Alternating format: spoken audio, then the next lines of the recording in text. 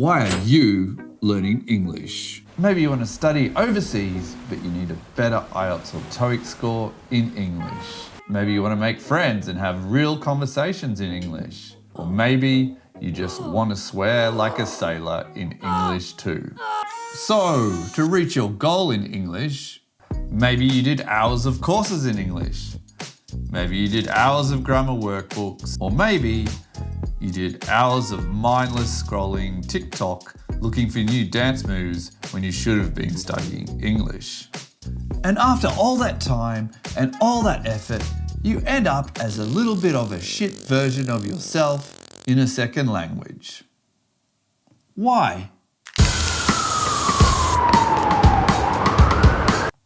Hi, I'm Damien and I'm the sledgehammer that smashes down English language barriers.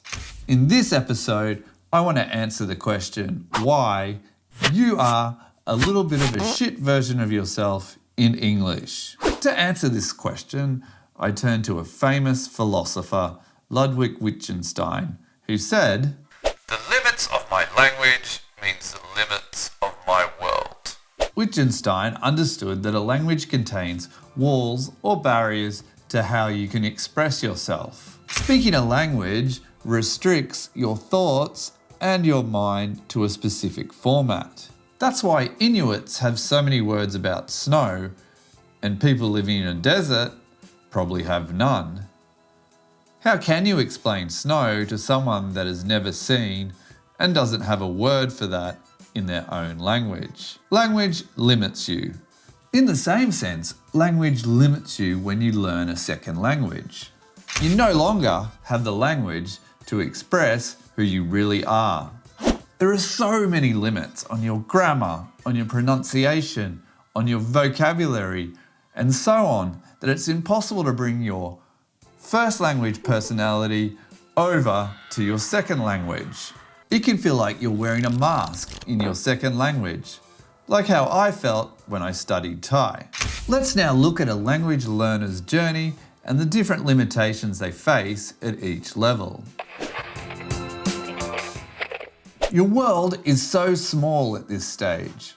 All you can manage at this stage are basic interactions or greetings, like buying milk or meeting someone for the first time. You have so little vocabulary that you're just a poor copy of your personality in a second language. At this stage, it can feel like the whole world is laughing at you. In the early days of my Thai language journey, most of my basic interactions would end in comical outcomes, like getting fried frog instead of tofu, or ordering a dick shake instead of a banana shake. Why can languages be so unkind? At this stage, you take off the mask of beginner learner and you start to have some meaningful interactions in English. You can manage day-to-day conversations and generally understand the news and movies, though cultural references and real friends still seem out of reach. When someone says your English is really good, you know they don't really mean it. For me, I was happy to get to this level in Thai, but in the same sense, I never got past it either. I found the more I learned in Thai, the more socially isolated I felt. My inability to express my real personality in Thai led to me, staying at home more, not wanting to go out and interact with Thai people, and generally feeling unhappy. If you keep pushing, if you keep putting in the hard work, you could remove most of the limits of your language learning world. Some things like humour and idiomatic language might still limit your world, but overall, you can now better represent your personality in a second language. I never made it to this level in Thai, but I believe you can do it in English.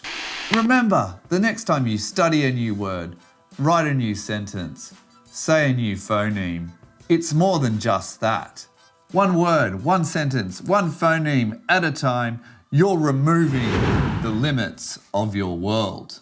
You are not an English learner, you're a language explorer.